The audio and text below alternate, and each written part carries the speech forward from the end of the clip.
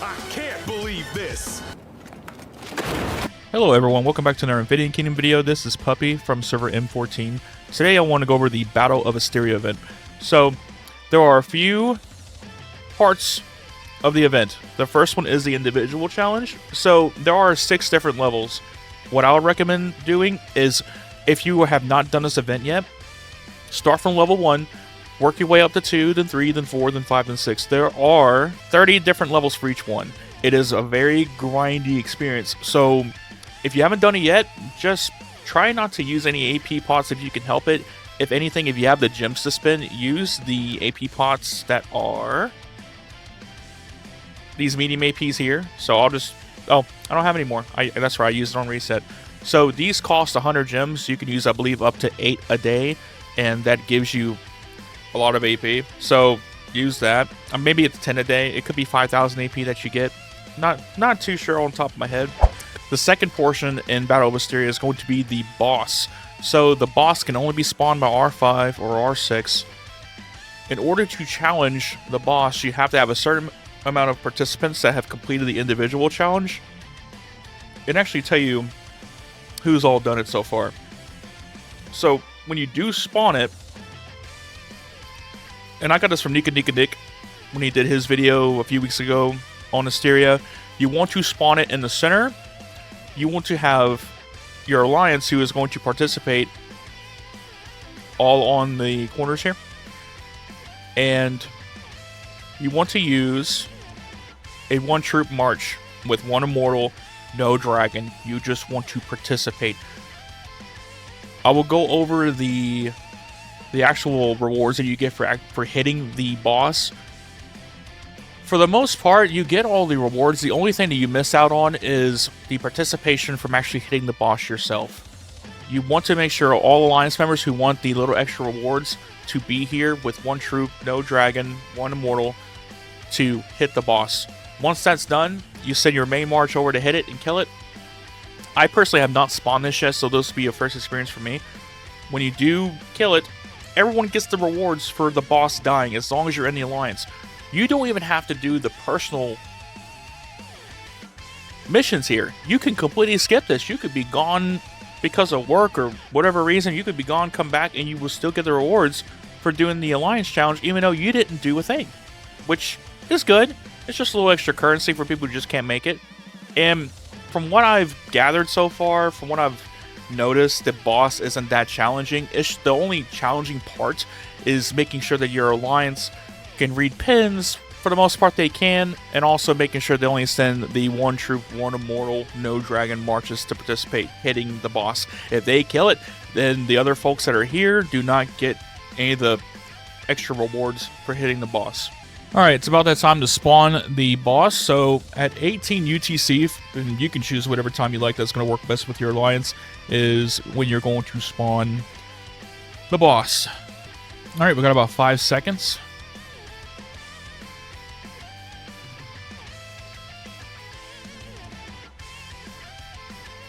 I guess we'll summon it here.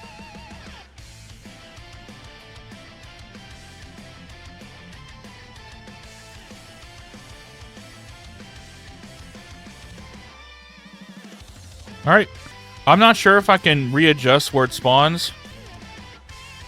Alright, Parkour looks... Parkour I think is okay, but it looks like full troops.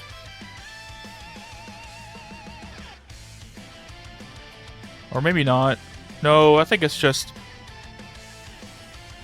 No! God! It looks like 3 different marches. God, got Bowman, please, no! Cavalry, No!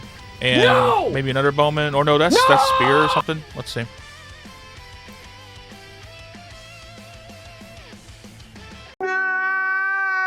Parkour did 8% damage. So if a player is not paying attention, and you will notice that they are using more than one type of troop, just because there's different variety in the troop texture or the troop the entities. And you can also tell by the amount of losses the boss is taking. If it's at 0, then they're doing it correctly. But for the most part, everyone's doing fine. Still waiting for everybody to get their participation in. Now let's see what the rewards are. So I don't see anything in the report. So when you kill the level 1 boss, level 2 will spawn immediately, and he does look a little bit different. I like the design. Looks pretty cool. Alright, I'm just going to send my march to it. Alright, level 3 is spawned. It looks like it also changed a little bit. Looks good. Just make sure you pin everything you need to pin so people will understand what they need to do. And if someone does make a mistake, don't go on a tangent. Don't yell at them. Just tell them, hey, here's the march you need to use.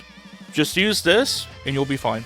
And again, the way to check and see if someone's sending an odd-looking march is just how the march looks. If it looks like they have 4 different kinds of troops being sent, then it's going to be an issue. And you can actually just track that person when they hit and see who it came from. You can see mellows here. Just make sure to send them a message.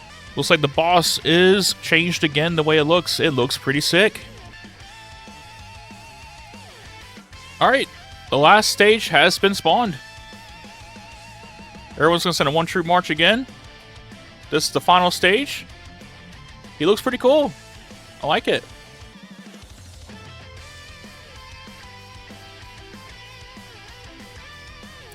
Alright, that kills the boss. Level 6 has been defeated. Texture looks pretty sick. Alright, let's look at the rewards. So, it does matter for each stage. You must participate to get the rewards. So you do get some resource chests, you get some speed ups, just like we did with the personal goals. But it looks like the quality of the speed ups are a bit better from what I remember. But pretty decent amount of resource chests.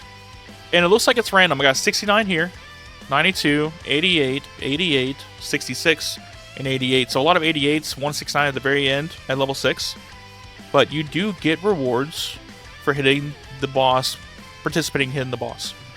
So it looks like there's nothing special about the boss. It's kind of like hitting the, like your typical spider or your time rift breaker here. Looks like the mechanics of the boss isn't anything special. Yeah, no crowd control or anything, just a hunk of meat to send your march at. Alright, so key takeaways here. Make sure that for the Alliance Challenge that you guys get to level 6. When you do spawn it, there are 6 different levels for each boss. So levels 1 through 6, you choose which one you want to do. Hopefully you guys can get to level 6 to get the max rewards. When you do spawn it, there are 6 different levels on each difficulty. So difficulty 6 has 6 levels, same with the other ones. And you can see as drops upon defeating, it does show you what you do get once you do hit the challenge button. Do not hit the challenge button until you guys are ready to complete the Alliance Challenge. As for the individual event, just make sure that you can work your way up from 1 to 6 if you haven't done it already, and it should not reset each time it comes back every 2 weeks. When you're going through the individual challenge, these are the rewards that you will get. When you get to the max stage that you can reach, it will give you 3,000 Otherworld Crystals, 6 3-hour speed ups, and 12 rare dragon chest keys, which is pretty good. As for the Alliance section, you do get, it looks like, the same amount of the Otherworld Crystals. You get 12 Philosopher's Stones, so that's summoning some change. And you get 30 random Immortal Fragments, which is pretty good. Now, you do receive this, as it says in the event, within the next 4 hours of the event ending. And the event lasts for 3 days. So just make sure that if you're R5, R6, you plan a time with your Alliance to come hit the boss. And once everyone's got their fill in, as you can see, we have quite the amount of castles here. Actually, it looks like a lot of people left already. I should have shown when they were all still here, but a lot of people do like to try to get the resource chest. I mean, it's free. You literally send 1 troop, 1 immortal, no dragon march, and get resources, so why not do it? So real quick, one more thing I want to go over before I end the video. When you get your Otherworld Crystals from the Asteria event, you're going to use them here. So in my opinion, you should buy out as much of the shop as you can, unless there are just immortals, like for example, this Abyssal Pearls for all the water immortals. If you have no more water immortals to work on to get to level 15, then yes, you can skip that and use that currency for other things. But me personally, I'm going to buy out the entire shop as much as I can and work on everything to get level 15. And then once you do that, you're going to repeat that process to get all of your immortals to level 30. This will increase the power of all of your immortals in your account. So I want to show this real quick. You can use up all the resources. It's not a big deal. I feel like Affinity is not making that much of a difference. I mean, when I go through the video later on of how to use the Affinity system, when you get to a certain level, like 50, 100, I think, and so on and so forth, you do get a 1% increase on some stats, which can make a difference. But that'll be for a later video.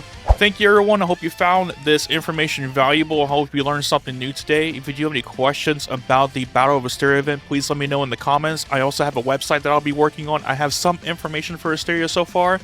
It is a very long process of building the website, but hopefully within the next few weeks, I'll have most of what I want to put on there for you guys so that you can all, if you have any questions, yes, you can still comment, but also you can check the website and just have like a little guide while you're building your account. But I hope you enjoyed the video.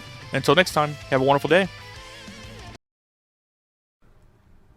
Yes, I am growing stronger. Yes, yes, I am growing very strong. My muscles are getting bigger. Yes, the sleeping times. Oh, sleep so many dream. Now it's time to pump the muscles. Yes, another day of muscles.